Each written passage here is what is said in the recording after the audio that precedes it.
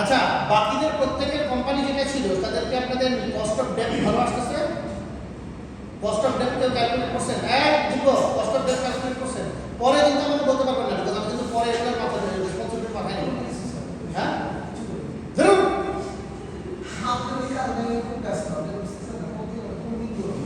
আপনার গ্রুপের মেম্বাররা কি করতেছে? ঘাস কাটতেছে?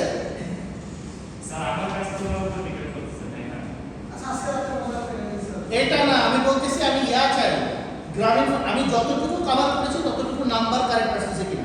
ওরা অলরেডি নেট ব্যাংকে বেসিক্যালি বের করে ফেলছে, এরাও পার্সেন্টেজ করতেছে যে ভালো আসছে, ওরা তো করেই ফেলবে। সবচেয়ে বড় গ্রুপকে সবচেয়ে খারাপ পারফর্ম করবে। Start.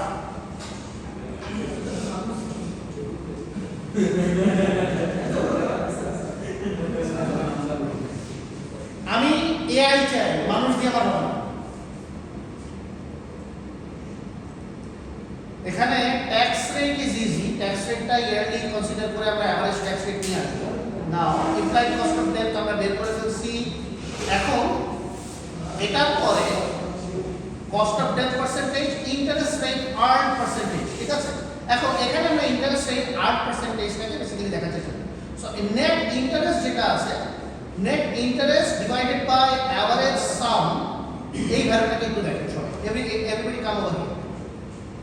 D3 to D4, okay? সবাই দেখেন আমরা D3 তে কাকে রাখতেছি? Cash and short term investments. আর C3 আর C4 কে আছে?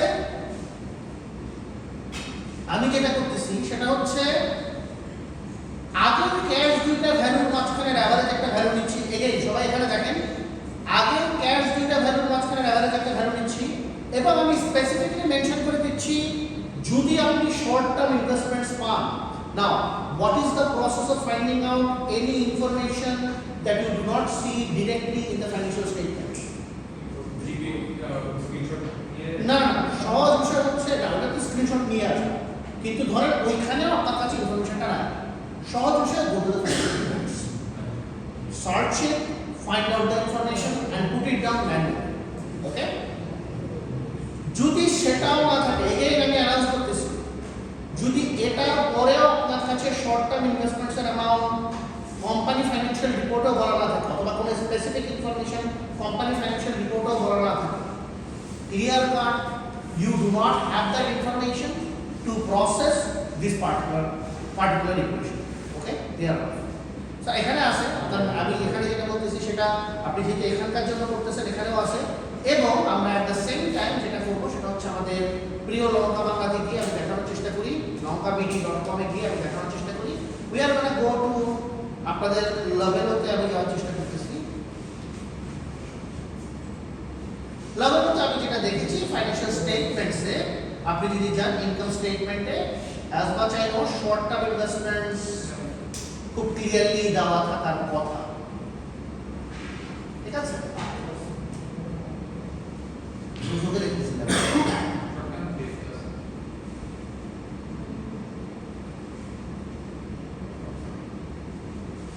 ক্যাশ তো আছে না,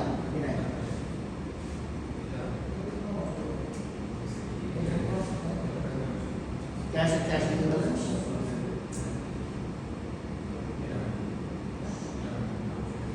শর্ট টার্ম লোনস আছে, শর্ট টার্ম ডেটস না থাকলে go ahead find it out from the financial reports. Proceed. Short term debt, current debt, এই সবগুলো জিনিস নিয়ে and interest rate paid. Now, what is interest rate earned divided by interest rate paid? Interest rate earned divided by interest rate paid gives us a very important instruction based on the company. যেমন ধরুন আপনি আমাকে মাত্র question করছেন sir ওদের interest income বেশি and interest payment expense কম, এই সিচুয়েশনে আপনার সাধারণত আপনি দেখবেন যে এটার মাঝখানে একটা বিশাল বড় মানে উপরের ভ্যালুটা অ্যাকচুয়ালি বড় হবে, নিচের ভ্যালুটা অ্যাকচুয়ালি ছোট আসবে। কিন্তু আপনি যেটা করবেন যদি ইন্টারেস্ট আর্নিংসটা বেশি আসে, কিছু কিছু ক্ষেত্রে অনেক বেড়ে যদি যায়, ডোন্ট কনসিডার দ্যাট কিন্তু the cost of debt calculation, ঠিক আছে? সো আমরা কস্ট অফ ডেট ক্যালকুলেশনটা করার পরে তারপর আপনি চলে যাবেন হচ্ছে ট্রায়াল সি, আমরা ইউএস মার্কেটে 2012 এ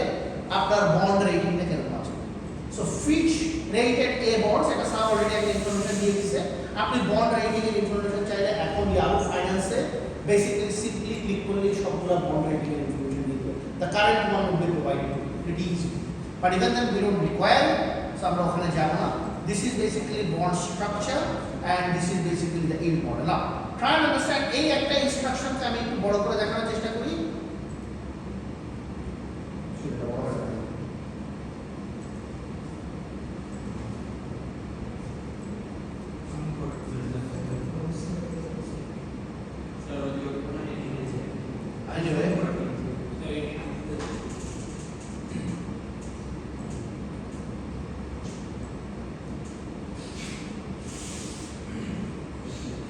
বড় হবে না ডিসিশন টা হ্যাঁ বলো স্যার রেশিও ফিক্স তো জোরে বলে স্যার ওটা অ্যাসপেক্ট রেশিওটা ফিক্স এটা অ্যাসপেক্ট রেশিও ফিক্স করব কোথায় স্যার টেক্সট অপশনের পাশে টেক্সট অপশনস না টেক্সট বার চার্টটার পাশে এখন বার চার্টটার পাশে যে বার চার্টটার পাশে সেকেন্ড লাস্ট এখন আপনি এখানে বেসিক্যালি এটাকে টেক্সট দিয়া ফিক্স করবেন। আচ্ছা চলেন যাই আমরা কি করব বলতো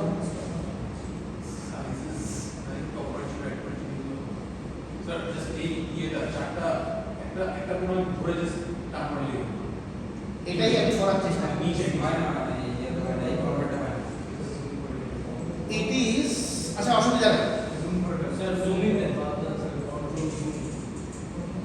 এটাই best person wow okay wow that's a great job either way let's start talk about it. আমি ওদের খুব আর আমার স্টুডেন্ট তারও যোগ্য আমার থেকে আইদার ওয়ে আপনারা পাচ্ছেন আইদার ওয়ে লেটস সি এখানে আমরা জিনিসটাকে কিভাবে দেখার চেষ্টা করব। Try to understand this thing. আপনি এখানে যে গ্রাফটা দেখতেছেন this is a pretty important graph and the graph has multiple degree of measurements based on the prices, coupon percentage, maturity positions. Now try and understand আপনি এখানে কি দেখার চেষ্টা করতেছেন। Your x axis is basically the bond maturity. Hello এটা এতক্ষণ ধরে game খেলতেছিলাম আমি পারি না একটু আর এখন যেটা বলতেছি সেটা আমি পারি এটাও ঠিক আছে এখানে আমাদের যে ইনফরমেশনটা আছে সেই ইনফরমেশনটাতে সবাই জানে। This information is very important because আপনাকে অ্যাকচুয়ালি এরকম একটা গ্রাফ বের করতে হবে not on the again I am saying not on multiple different bonds but you will actually have to find out this information on the bond rate of the organization which is providing any interest earnings. যদি তার কোনো interest earnings থাকে তার এটা আমার actually বের করতে হবে কারণ আমি জানতে চাচ্ছি তার বন্ডের কোয়ালিফিকেশন মেজারমেন্ট কতটুকু ঠিক আছে তার বন্ডের কোয়ালিফিকেশন মেজারমেন্ট কতটুকু সেটার জন্য আমি অ্যাকচুয়ালি প্রত্যেকটা ইনস্ট্যান্স আসতেছি। আপনি যদি এখানে দেখেন this is basically yield to maturity সবাই এদিকে যায় what does it mean by the word yield to maturity আপনি দেখবেন এখানে অনেকগুলো নেগেটিভ ভ্যালু আছে এন্ড অনেকগুলো কোম্পানির পজিটিভ ভ্যালু আছে যার yield to maturity negative value আছে তার জন্য আসলে কি ঘটনাটা হচ্ছে it would actually go up and then basically start coming down because the ultimate growthটা R growth stagnant থাকতে পারে না তার বেসিক্যালি ড্রপ করতে হয় whereas যাদের পজিটিভ ইনফরমেশন আমরা শুরু করছে তাদের দেখবেন যে there is a growth fluctuation balance so overall মার্কেটের ভ্যালুটা নিয়ে এখানে অ্যাকচুয়ালি আপনি জেনারেল একটা অ্যাভারেজ ইনফরমেশন ভ্যালু করছেন। আপনি আরো একটা ইনফরমেশন এখানে দেখবেন this is called as a degree of equation ঠিক আছে আমি আবারও দেখানোর চেষ্টা করি এখানে দেখবেন একটা 3 আছে x to the power of 3 বলে একটা জিনিস আছে ঠিক আছে x স্কয়ার বলে একটা জিনিস আছে x আছে degree of equation basically talks about how this curve is basically moving this is an exponential curve not even also a quadratic curve এটা কিছুটা আপনি পলিনোমিয়ালও ধরে নিতে পারেন বাট আমি মোস্টলি এটাকে এক্সপোনেনশিয়াল পলিনোমিয়াল কনসিডারেশন থেকে ইউজ করব under any circumstance Try to understand as because this is a polynomial curve, okay? Polynomial curve. এই polynomial curve এ আপনাকে একটা important instruction বের করতে হবে what is the regression fitness. And আপনি বাংলাদেশের ক্ষেত্রে বেশিরভাগ কোম্পানির ক্ষেত্রে যেটা দেখবেন আপনার এই R ভ্যালুটা খুবই খারাপ। ইনফ্যাক্ট 0.1 আসে। যদি আপনার R adjusted R square score 0.1 না আসে তার মানে ওই কোম্পানিটা যে ইন্টারেস্ট আর্নিংস করতেছে তার সাথে ওর বন্ড ম্যাচুরিটির কোনো কোরিলেটিভিটি নাই অথবা ইন্টারেস্ট প্রভিশনের কোনো কোরিলেটিভিটি নাই and that's a pretty big problem কেন কারণ এই কারণেই আপনার যদি ভালো করে চিন্তা করে দেখেন let's look at it in this way আমরা এটা থিওরিটিক্যাল জিনিসটা আন্ডারস্ট্যান্ড করি এভাবে weighted average cost of debt is basically a function of cost of debt comma cost of equity ঠিক আছে এতটুকু আমরা জানি নাকি জানি না এতটুকু আমরা জানি now cost of debt আপনার কিসের এগেইনস্টে আসে cost of debt is basically the function of net interest আর কিসের ফাংশন net interest আর কিসের ফাংশন net debt ঠিক আছে নাকি ঠিক নাই নাও আপনার যে net debtটা আছে এই net debt কিসের সাথে related net debt is related with investment net debt is basically investment earnings as interest earnings interest income at the same time net debt is related with the fact of how much of interest expense is happening ঠিক আছে নাকি ঠিক নাই alright নাও আপনি যদি খুব ভালো করে চিন্তা করে দেখেন আপনার ইন্টারেস্ট আর্নিংস এবং ইন্টারেস্ট এক্সপেন্সের মাঝখানে যে রিলেশনশিপটা আছে এই রিলেশনশিপটা যদি অ্যাকচুয়ালি পারফেক্টলি ম্যাচ না করে যার সাথে আসলে আপনি যদি দেখেন যে আপনি কোনো মানুষকে লোন দিতেছেন এবং লোনটা আপনি যে পিরিয়ডের জন্য দিতেছেন আপনি তার আগে আর্নিংস করতে পারতেছেন না অথবা there is no perfect correlation between them অথবা এটার ভিতরে কোনো রেগুলেশন নাই তখন এইখানে যে নেট ডেপ্থ ইনফরমেশনটা আসবে সেই নেট ডেপ্থ ইনফরমেশনটা আপনার জন্য কারেক্ট একটা ভ্যালু হবে না কারেক্ট একটা ভ্যালু যদি না হয় তার কস্ট অফ ডেপ্থ ইনফরমেশনটা কারেক্ট হবে এই জন্য আমরা আলটিমেটলি আমাদের ওয়েটেড অ্যাভারেজ কস্ট অফ ক্যাপিটালটাকে বেসিক্যালি বেস্ট টু কনসিডারেশন করি না ঠিক আছে that is basically the main relationship henceforth বাংলাদেশের এই adjusted R square score value ভালো আসে আচ্ছা অ্যাডজাস্টেড আর স্কয়ার স্কোর কি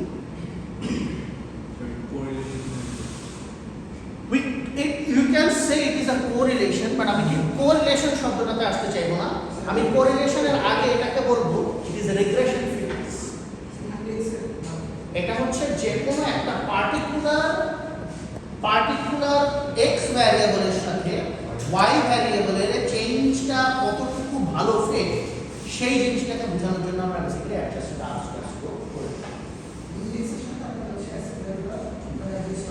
আপনি ইনডেক্সের সাথে অ্যাডজাস্টেড না বলে আপনি বলেন যে কোনো ইন্ডিপেন্ডেন্ট ভ্যারিয়েবলের সাথে ডিপেন্ডেন্ট ভ্যারিয়েবলের রিলেশন এই কেসে আমরা independent variable would be bond maturity and the dependent variable is basically the yield to maturity percentage এখন আমার কথা হচ্ছে এই ফাংশনটার মধ্যে আবার x অনেকগুলো x এর লিয়ে হ্যাঁ multiple because your bond maturity is a function of multiple different factors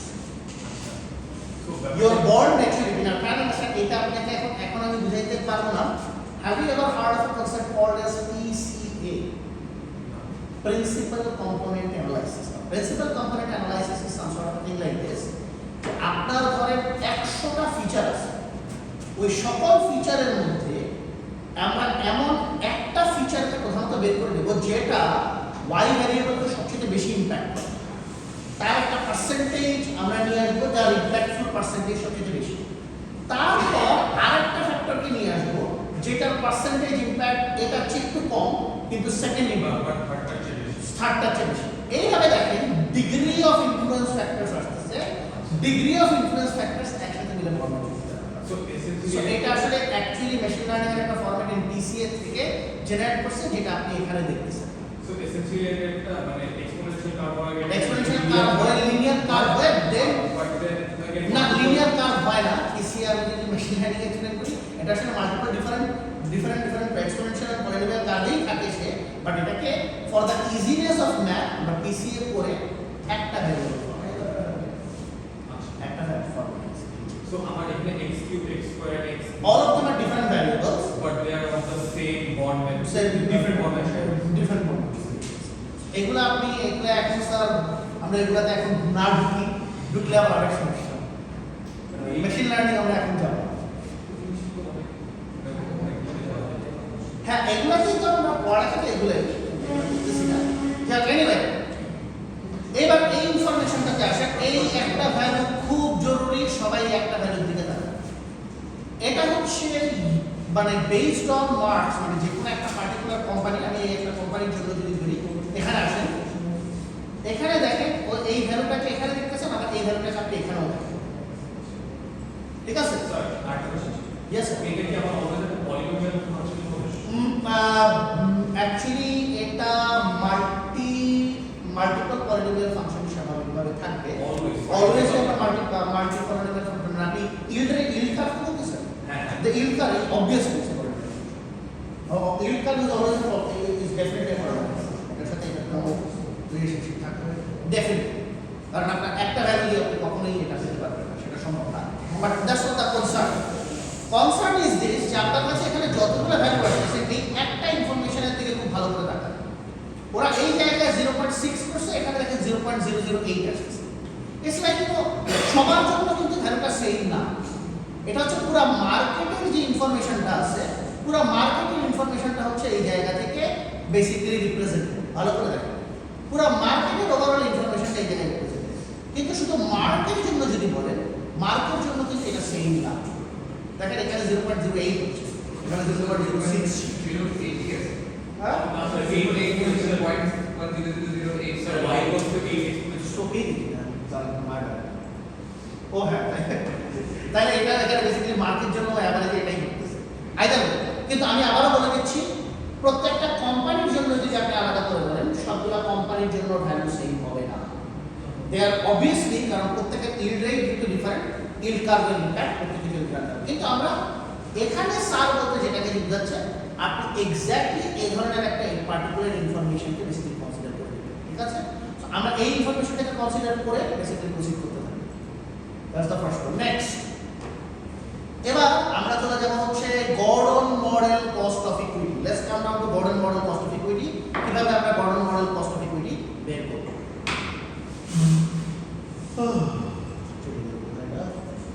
Lanka video. প্রথম কথা আমরা লেভেলতে ছিলাম বেসিক ইনফরমেশন পেজে চলে যাব।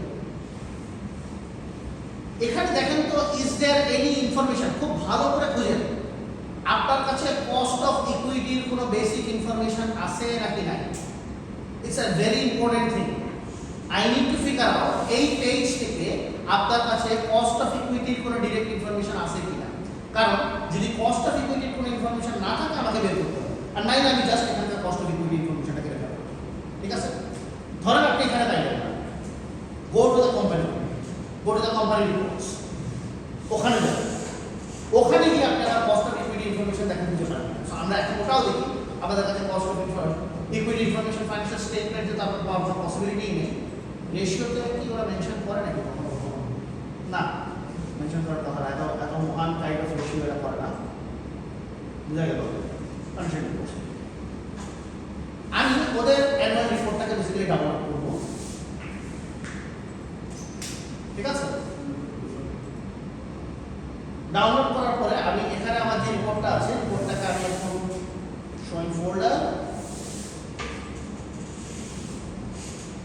open with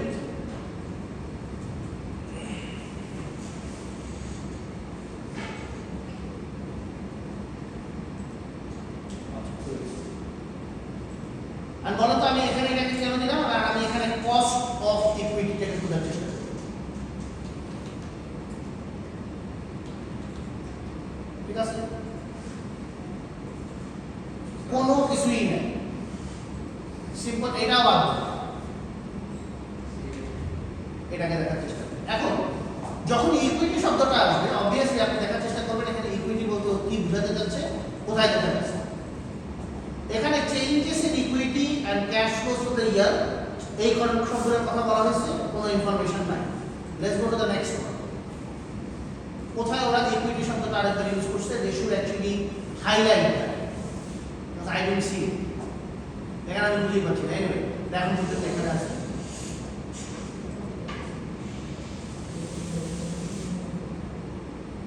ভেরি নাইস পাচ্ছি না ওকে আচ্ছা আমি চোখে দেখতেছি না নাকি পাচ্ছি না এটাই বুঝতেছি না is it my problem that I am unable to see it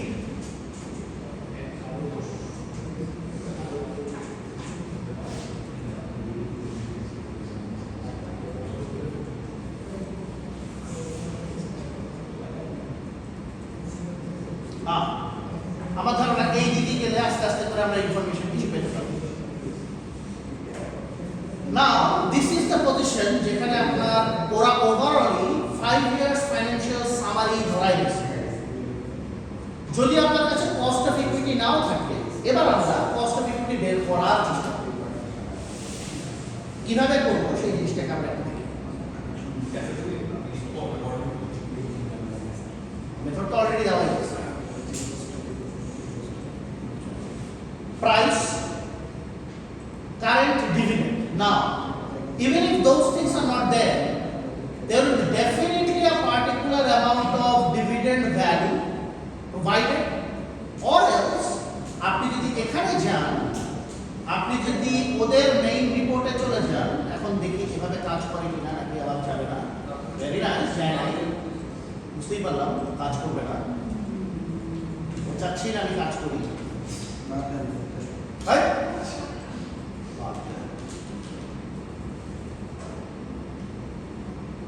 এখানে আসুন মেইন পেজে যান এখানে দেখেন আমি একটা ইম্পর্টেন্ট ইনফরমেশন বলেছিলাম সেটা হচ্ছে পিই রেশিও ঠিক আছে পিই অডিটেড রেশিও যেটা আসছে আর একটা বাজে ইনফরমেশন একটা অডিটেড রিপোর্ট আর ইন্টারিম রিপোর্টের মধ্যে পার্থক্য দেখেন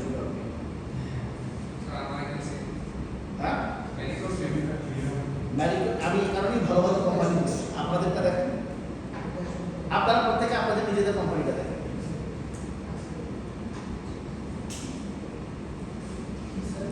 পিই রেশিওটা বেসিক্যালি প্রত্যেকে নিজেদের কোম্পানিটা চেক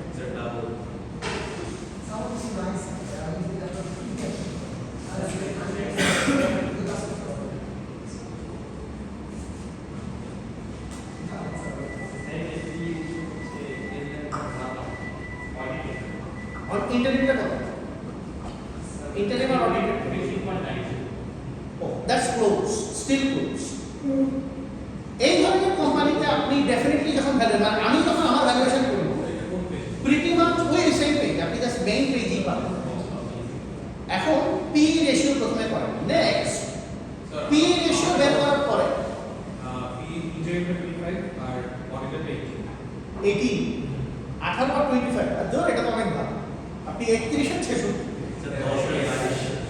হ্যাঁ এটাও দ্যাটস অলসো ব্যাড 13.6 13.6 তার মানে আপনাদের ভ্যালুয়েশন একদম ক্লোজ হয়ে যাবে কোনো সমস্যা নেই ঠিক আছে কিন্তু এর ভ্যালুয়েশন একদম ভালো আসবে কেন ভালো আসবে না আমি এখন বুঝে যাব আপনি দুই ভাবে ভ্যালু করতে পারেন রিমেম্বার আমি যে ভ্যালুটাকে শিখেছি what is basically price earnings ratio formula কি the total amount of price divided by the earnings এখন price of a stock আমার price of stock কত 94.80 and divided by my PE it basically আমার PE দেওয়া আছে আর price দেওয়া আছে তাহলে ওখান থেকে কি বের করতে হবে Earnings। আর্নিংস বের করতে হবে যখনই আমি আমার আর্নিংসটাকে বের করব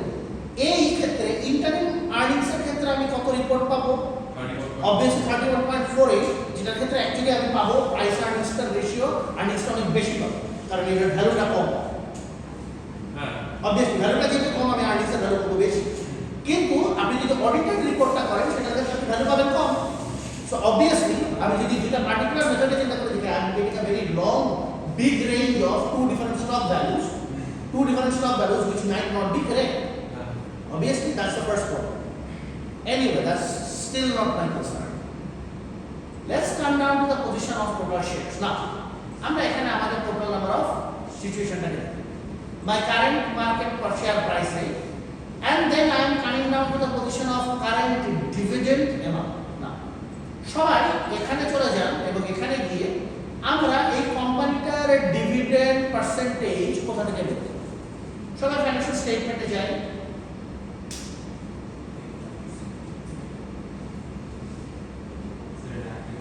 হোল্ড অন, আমার ধৈর্য পরীক্ষা করতেছে যাতে আমি পড়ালেখা বাদ দিয়ে দিই, আমি তা করব না।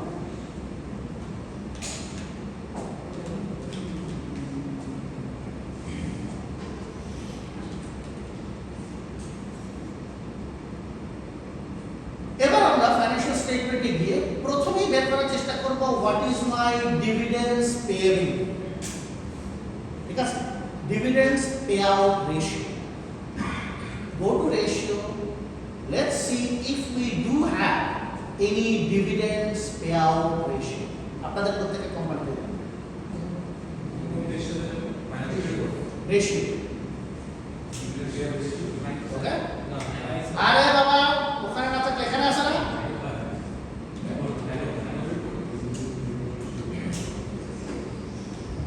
ডিভিডেন্ড বলে শুধু সার্চ করুন, দেখেন তো ডিভিডেন্ড কোথাও আসে নাকি।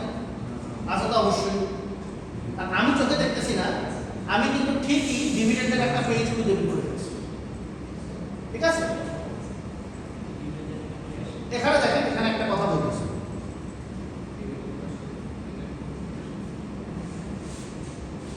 ইট ইজ সেইং, এই যে এখানে দেখেন 10% স্টক ডিভিডেন্ড শব্দটা বলতেছে। আপনার 10% স্টক ডিভিডেন্ড দিয়ে আপনার কোনো পার্টিকুলার বেনিফিট হবে না। নেক্সট ডিভিডেন্ড আমার ডিভিডেন্ড অ্যামাউন্ট লাগবে। ঠিক আছে, কোথায় আছে? হ্যাঁ, আমার যেটা জানতে হবে সেটা হচ্ছে ডিভিডেন্ড পার্সেন্টেজ, ডিভিডেন্ড রেটস কত। আমি যেমন একটা পার্টিকুলার ফাইন্যান্সিয়াল রিপোর্ট থেকে আমি ডিভিডেন্ড অ্যামাউন্ট বের করতেছি, সো আপনাকে বের করতে হবে what is basically the stocks dividend amount. ঠিক আছে, যদি আপনি স্টক ডিভিডেন্ড অ্যামাউন্ট বের করতে না পারেন, আপনাকে আরো একটা জিনিস বের করার জন্য আমি সাজেস্ট করি। ধরেন আপনার কাছে স্টক ডিভিডেন্ড, আপনি যে কোম্পানিতে আছেন তারা কোনো ডিভিডেন্ড দেয় না, তাহলে কি সেই কোম্পানির স্টক ভ্যালু হবে না? ডিভিডেন্ড yield আছে, ক্যাশ এই ডিভিডেন্ড yield আপনাদের কোথায় আছে? ডিভিডেন্ড yield আছে, ডিভিডেন্ড পেআউট রেশিও আছে। yield আছে, yield এর ওখান থেকে বুঝেন, আপনার যদি ডিভিডেন্ড এদিকে হোল্ড, যদি ডিভিডেন্ড yield থাকে, আপনি ডিভিডেন্ড yield থেকে you can basically find out your dividend amount. Look at it how, এখানে how to get dividend amount from dividend, আমি আমার উপরে ডিপেন্ড করবে না, yield ratio। ঠিক আছে, আপনি যদি দেখতে চান dividend per share divided by the market value per share automatically is provided you dividend yield rate, so you have this value, you have market value per share। ওকে, আপনাদের ক্ষেত্রে কি আসবে? কি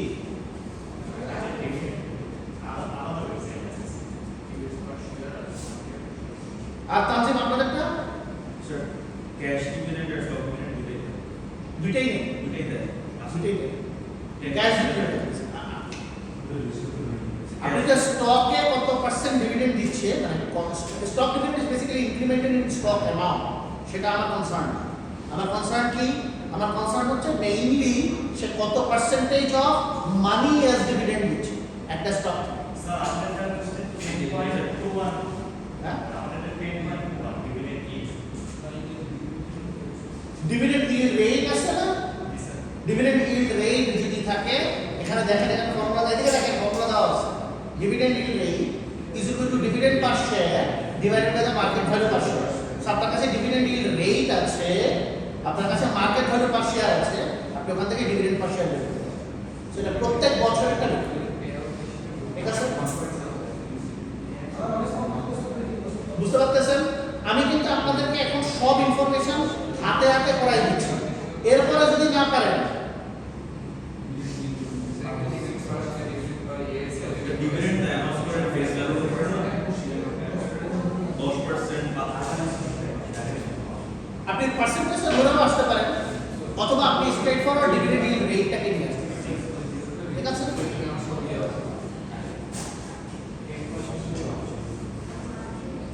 হ্যালো, আমি ডিভিডেন্ডের কাহিনী বলে দিচ্ছি। সো ইউ হ্যাভ, এদিকে দেখেন, you have price, you have current dividend. এদিকে দেখেন, হ্যালো, আমি কি কারেন্ট ডিভিডেন্ড ইউজ করব না? বলেন আমি কেন কারেন্ট ডিভিডেন্ড ইউজ করব না? অলদো সবাই কারেন্ট ডিভিডেন্ড ইউজ করতে চাই, do not use that. Reason is, আপনার যেমন ধরেন আপনি যদি ফার্মাসিউটিক্যাল কোম্পানি, যে কারণে আমি ফার্মাসিউটিক্যাল শব্দটা ইউজ করি নাই, রেডিমেড গার্মেন্টস শব্দটা ইউজ করি। অলদো বাংলাদেশে এই দুইটাই কোম্পানি আছে যারা ইন্টারন্যাশনাল রেগুলেশন ফলো করতে বাধ্য, বাকি কেউ আসলে ইন্টারন্যাশনাল রেগুলেশন ফলো করতে বাধ্য না কিছুটা। কারণ হচ্ছে আপনি যেমন যদি ভালো করে কনসিডার করতে চান, রেকিব বেকিস, Renata, these are all foreign pharmaceutical companies of working in Bangladesh. Ready-made garments industry are selling products from Bangladesh to outside, so we would actually have to follow regulatory guidelines and processes from the outside companies. But অন্য কোনো company আছে তারা local produce করে, local sale করে, তো international মার্কেটের সাথে collaboration তাদের খুব কম। So as a matter of fact ওই সব জিনিসপত্রগুলো এখানে মোস্টলি আসবে না। এগেইন, সো আমি এই দুটা কোম্পানিকে স্টিল আনি নাই কেন? কারণ এই দুটা কোম্পানির যে ভ্যালুসগুলো আসবে খুব ভ্যারিয়েন্ট ভ্যালুস আসবে। যেমন ধরেন আমি অলরেডি লাস্ট উইক একটা টেস্ট করছি, সেটা হচ্ছে রেনাটা আর রেকিব বেকিস, ওদের স্কোরটা আমি খুব ভালো পেয়েছি। কিন্তু বাংলাদেশের লোকাল যেসব ফার্মাসিউটিক্যাল কোম্পানি আছে ওদের স্কোর একদম কম। So under any circumstances best is do not get it. Dividend পাইছেন, অ্যান্টিসিপেটেড ডিভিডেন্ড গ্রোথ রেট আপনি কোথা থেকে পাবেন?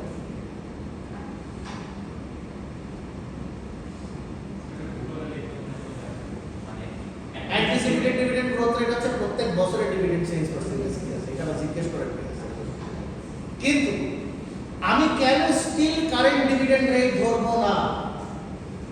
আমি কেন অ্যাভারেজ ডিভিডেন্ড রেটটাকে কনসিডার করব? কারণ পরের বছর আপনি যেই ডিভিডেন্ডটা দিতে পারবেন সেটা হবে লাস্ট 5 বছরের অ্যাভারেজ ডিভিডেন্ড রেটটাকে আপনি বেটার পার্সপেক্টিভে দিতে পারবেন রাদার দ্যান ঠিক লাস্ট ইয়ারের ডিভিডেন্ড। অনেকেই আমার সাথে হয়তো বা এগ্রি করার চেষ্টা করবেন না, বলতে স্যার আমরা তো ভ্যালুয়েশনটা গভর্নমেন্ট মডেলে এটাই করে আসছি যে লাস্ট বছরে যে ডিভিডেন্ডটা আসছিল সেই লাস্ট বছরের ডিভিডেন্ডটা ধরে করার চেষ্টা করি। যদি আমরা বাংলাদেশ মার্কেট কনসিডার করি, আগামী বছর আপনার যে গ্রোথ এক্স্যাক্টলি এরকম হবে, what is your guarantee? Alright, so that is the reason আমরা লাস্ট 5 বছরের অ্যাভারেজ ডিভিডেন্ড ভ্যালু যেটা আসবে সেই অ্যাভারেজ ডিভিডেন্ড ভ্যালুটাকে আমার অ্যান্টিসিপেটেড ডিভিডেন্ড গ্রোথ রেটের সাথে অ্যাডজাস্ট করে we are going to find out Gordon model cost. Okay, আমি জাস্ট একটা জায়গায় চেঞ্জ করছি। কোন জায়গায় চেঞ্জ করছি? কারেন্ট ডিভিডেন্ড অ্যামাউন্টটাকে আমি না ধরে আমি অ্যাভারেজ ডিভিডেন্ড অ্যামাউন্ট, ঠিক আছে? Goat into that part now. So আপনি এখন যখন এই কাজটা করবেন সেটা হচ্ছে আপনার কাছে পুরা কি কি ইনফরমেশন আছে। You have your cost of debt, you have your cost of equity, you have your overall amount of market debt, you have your total asset size, you have your total equity size. What can you find? Weighted average cost of capital. ঠিক আছে? আপনার weighted average cost of capital বের করে আসবে। যখন আমি আমার weighted average cost of, এখন অনেকেই এই জিনিসটা করার পরে, now this is something শুধুমাত্র বাংলাদেশের ক্ষেত্রে এই করবো না, সাধারণত আমেরিকান অথবা any European companies, any developed countries কোম্পানিজের ক্ষেত্রে আপনি মাত্র যে ইনস্ট্রাকশনটা বললাম এইটা দিলে you should be getting such good values, যেটা দিয়ে আপনি ক্যালকুলেশন করতে পারবেন। বাংলাদেশের ক্ষেত্রে টু মাইন্ড আর আপনার কোশ্চেন আসবে এখন যে ওয়্যাকটা পাবেন আপনি প্রত্যেকটা, আপনারা আগে নেক্সট ক্লাসে আপনাদের ওয়্যাকগুলো জানাবেন এবং দেখবেন আপনাদের বর্তমান ওয়্যাক 8.89% বেশি কিনা। ঠিক আছে? হয়তো বা সামান্য একটু বেশি থাকবে, বাট যদি বেশিও থাকে তাহলে আপনার কি মেইন প্রবলেম থাকবে, রিস্ক প্রিমিয়াম কম, খুবই কম। সো তখন আমরা একটা রিঅ্যাডজাস্টেড রিস্ক প্রিমিয়াম ক্রিয়েট করার জন্য আমরা অ্যাভারেজ 5 ইয়ার্স গ্রোথকে অন্য একটা পার্টিকুলার পার্সপেক্টিভে দিই। তো সেটা আমি বলে দিচ্ছি কিভাবে দেখতে হবে, রাইট?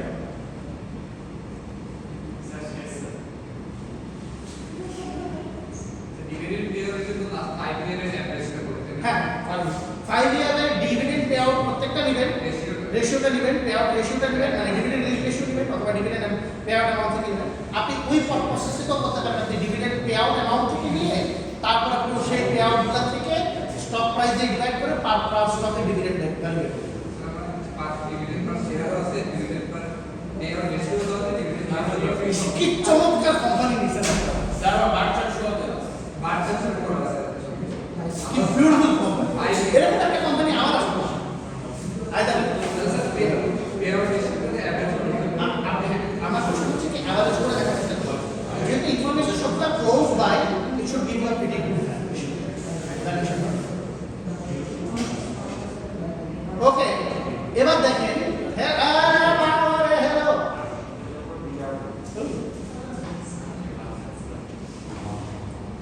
এবার আমরা একটু এখানে আসি। এটা কি, এটা কি, হ্যালো, এটা কি?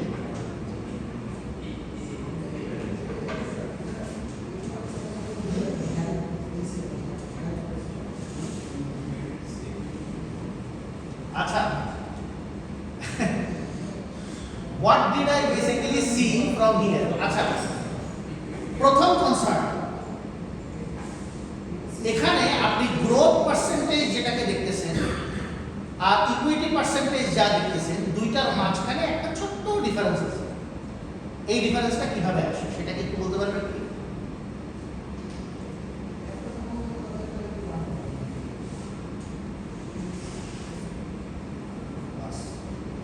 চমৎকার।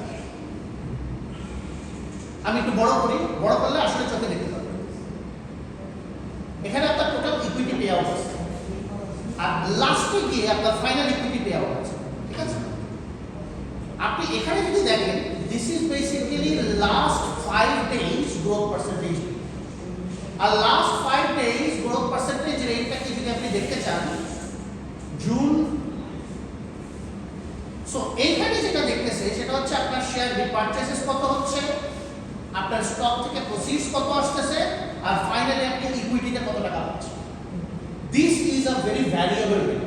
Now everybody actually is concerned with the fact যে আপনি এখানে যে টোটাল ইকুইটি পে আউট পাবেন এটা অনেক ভ্যারিয়েবল একটা কনসার্ন হবে, কিন্তু এখানে যে ইকুইটি পে আউট আসবে এই পার্সেন্টেজের সাথে আপনি দেখতে পারবেন কোম্পানিটা অ্যাকচুয়ালি গ্রো কতটুকু করতেছে। যদি দেখেন ঠিক 29 তারিখ থেকে 3 তারিখ পর্যন্ত অফিসিয়ালি কয়দিন হয়, 1 2 3 4, 29 তারিখে ধরবো না কারণ ইকুইটি পে আউট 29 তারিখে এন্ড ডেট আছে।